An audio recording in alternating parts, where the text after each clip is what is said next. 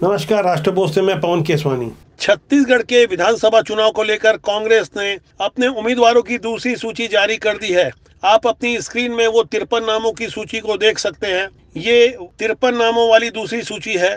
इससे पहले नवरात्रि के पहले दिन 30 नामों की एक सूची जारी की गई थी। इन्हें मिलाकर कुल 83 उम्मीदवारों की घोषणा हो चुकी है। 90 में से 83 उम्मीदवार घोषित हो चुके हैं। 7 उम्मीदवारों के नाम घोषित नहीं किए जा सके हैं। आप अपनी स्क्रीन में वो तमाम नामों को देख रहे हैं। भिलाई से देवेंद्र यादव, वैशाली नगर से मुकेश चंद्राकर, अहिवारा से निर्मल कोसरे, रायपुर पश्चिम से विकास उपाध्याय, वो तमाम नाम हैं जिसमें ज्यादातर सीएम भूपेश बघेल के पसंद के कैंडिडेट बताए जा रहे हैं। सूची बनाने में सीएम भूपेश बघेल की ही ज्यादा चली है, ऐसा बताया जा रहा है। सीएम भूपेश बघेल हालांकि पार्टी आला कमान के ऊपर निर्भर बताए जाते हैं, लेकिन आमतौर पर इस तरह की जो सूची जारी होती है जिसमें मुख्यमंत्री सीएम भूपेश बघेल के नेतृत्व में ही चुनाव लड़ा जाना है, वहां जाहिर तौर पर उनकी पसंद का विशेष ध्यान रखा जाता है। यह सूची आप तमाम वेबसाइट में देख सकते हैं। इसके बाद अब मैं भारतीय जनता पार्टी की बात करता हूं,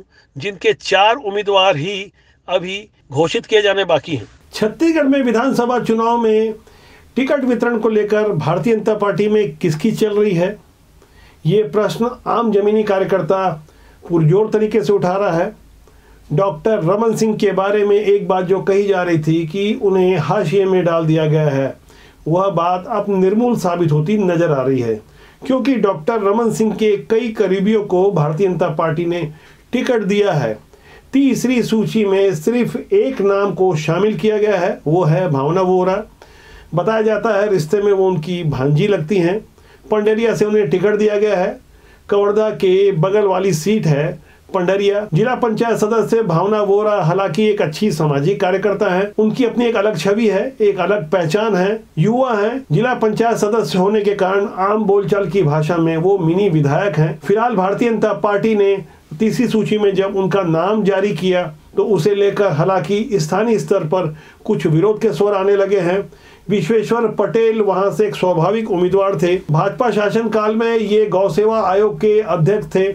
इनकी अच्छी जमीनी पकड़ है, संघ की पृष्ठभूमि से है। दावा किया जा रहा था कि पंडरिया से इनकी टिकट फाइनल है, लेकिन अब जब भावना वोरा की टिकट फाइनल हो गई तो एक बार फिर वही स्वर सुनाई देने लगा कि डॉक्टर रमन सिंह के करीबी होने का उन्हें फायदा मिला। दरअसल लंबे समय से कयास लगाया जा रहा था कि नए कलेवर में भारतीय जनता पार्टी को प्रस्तुत किया जाएगा, लेकिन जैसे ही 1 अक्टूबर को एक सूची वायरल हुई, हालांकि भारतीय जनता पार्टी की वह अधिकृत सूची नहीं थी, उसमें छत्तीसगढ़ भाजपा के सभी पुराने छत्रपों का नाम था। जब तक सूची अधिकृत नहीं हुई तब तक जमीनी कार्यकर्ता मान के चल रहे थे कि यह फेक है, यह फर्जी है, लेकिन अधिकांश नामों को भारतीय जनता पार्टी ने हफ्ते भर बाद अधिकृत मान लिया और उस सूची में जो 12 नाम है वो पुराने मंत्रियों के हैं। जमीनी कार्यकर्ता आरोप लगा रहे थे इन्हीं मंत्रियों के कारण 2018 में हार हुई थी। दरअसल भारतीय जनता पार्टी की एक खास रणनीति समझी जा रही है कि जानबूझकर पहले सूची वायरल करवाई गई और उसके बाद इस बात का अध्ययन किया गया कि विरोध के स्वर कहां से आ रहे हैं। जब ज्यादा विरोध के स्वर सुनाई नहीं दिए तो अधिकांश उन्हीं नामों वाली सूची को फिर से जारी कर दिया गया। लेकिन अब इस सूची जारी होने के बाद डॉक्टर रमन सिंह के नामांकन के लिए देश के गृह मंत्री और भारतीय जनता पार्टी के चाणक्य समझे जाने वाले अमित शाह का जैसे ही राजनांदगांव आगमन हुआ और जिस तरह से उन्होंने अपने चुनावी मंच के माध्यम से जो संकेत दिया, संकेतों की भाषा समझने वाले अच्छी तरह समझ गए कि डॉक्टर रमन सिंह का वजन अभी कम नहीं हुआ है। भले से नए चेहरों को पर्याप्त महत्व दिया जा रहा है। छत्तीसगढ़ियावाद और क्षेत्रीयतावाद के मुद्दे पर भारतीय जनता पार्टी ने जिस तरह के प्रयोग किए हैं, जिस तरह के टिकटों का वितरण किया है, उसके अलावा कांग्रेस की ओर से यह आरोप लग रहा है कि भारतीय जनता पार्टी के अमित शाह ने वोटों के ध्रुवीकरण के लिए बीरनपुर वाला मामला उठाया। इसे लेकर निर्वाचन आयोग को शिकायत भी दी गई। दरअसल कांग्रेस छत्तीसगढ़ में अपनी ओर से यह ड्यूटी पूरी ईमानदारी से कर रही है। दूसरी तरफ भारतीय जनता पार्टी ने कवर्धा में जिस तरह से भावना वोरा को टिकट दिया है, दरअसल यह टिकट बहुत सोच समझ के दिया गया है। कवर्धा को हिंदुत्व की प्रयोगशाला माना जा रहा है, जहां से मोहम्मद अकबर करीब 60,000 वोटों से 2018 में चुनकर आए थे।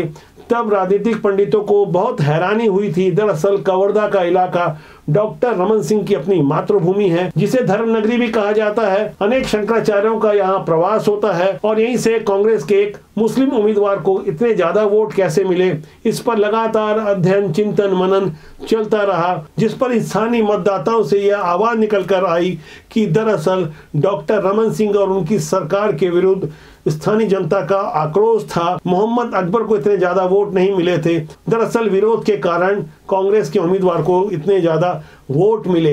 लेकिन अब जब मोहम्मद अकबर के सामने भारतीय जनता पार्टी ने अपने युवा महासचिव विजय शर्मा को उतार दिया है। विजय शर्मा दरअसल वो चेहरा है जो 3 अक्टूबर 2021 को कवर्धा में हुए भगवा ध्वज के अपमान के बाद केंद्रीय भूमिका में आ गए थे। वो जिला पंचायत सदस्य है, उनकी भी गिरफ्तारी हुई थी। उनकी जमानत रुकवाने के लिए एक शासकीय दलित अधिकारी ने थाने में रिपोर्ट लिखवा दी थी।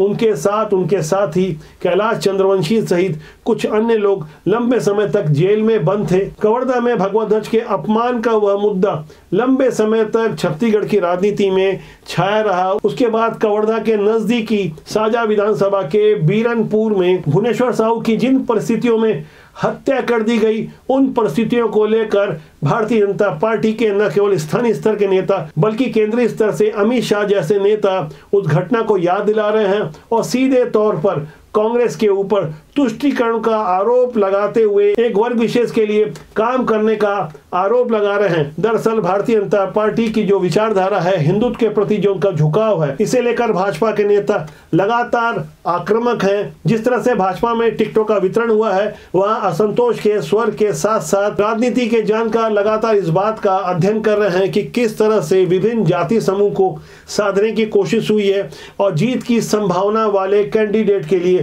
क्या वाकई कोई सर्वे हुआ भी था। इसे लेकर लोग माथापच्ची कर रहे हैं। कई तरह के प्रयोग किए गए, हालांकि ऐसे अनेक प्रयोग लोगों को फिलहाल हजम नहीं हो रहे हैं। आरोप प्रत्यारोप का दौर है।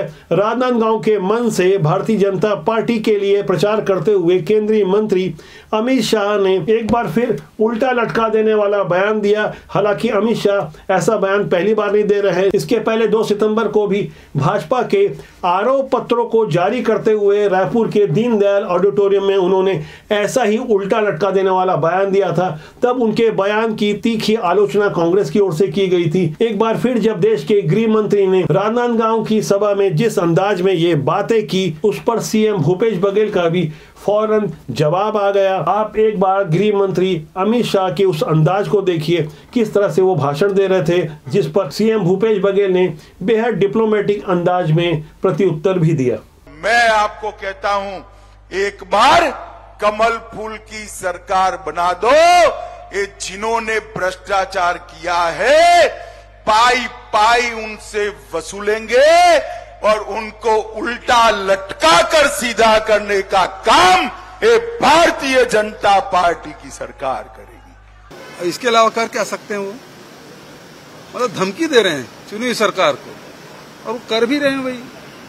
और फिर उनके तो पीएचडी है ये सब चीजों में। तो इस प्रकार की भाषा, ये छत्तीसगढ़ है। छत्तीसगढ़ में यहाँ हमारे आदिवासी भाई रहते हैं जो आदि संस्कृति को मानते हैं। यहाँ कबीर के मानने वाले लोग हैं, यहाँ गुरु घासीदास के मानने वाले लोग हैं, यहाँ स्वामी आत्मानंद के माध्यम से रामकृष्ण परमहंस की जो परंपराएं हैं वो चलती हैं। भाईचारा प्रेम की भाषा चलती है। यहाँ डिवाइड एंड रूल की योजना नहीं चलेगी।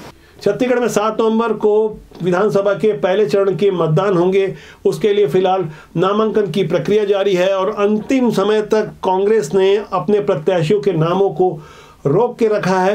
अचानक से जब नामों की घोषणा होगी तो इससे बगावती स्वर को थाम लिया जाएगा। ये खास रणनीति हालांकि बहुत लंबे समय से चली जा रही है, लेकिन कांग्रेस फिलहाल अपने प्रत्याशियों के नामों को लेकर जिस तरह से फूक फूक कर कदम उठा रही है, इसके अलावा घोषणा पत्र का इंतजार है जिसमें ढेर सारी ऐसी बातें होगी जिसमें जाहिर तौर पर हमें जो नजर आ रहा है फ्री की पॉलिटिक्स होगी। दरअसल ये फ्री की पॉलिटिक्स का जिस तरह से चलन हो रहा है वो वास्तव में जनता के लिए रिश्वत है, जिसे हमारे नेता लच्छेदार भाषण में कहते हैं ये आप ही का पैसा है, हम सही तरीके से खर्चा कर रहे हैं, इसलिए हम आपको इतनी सारी छूट दे रहे हैं। इस छूट के बारे में आपको गंभीरता से अध्ययन करना होगा, राजनीति की सूचिता को समझना होगा।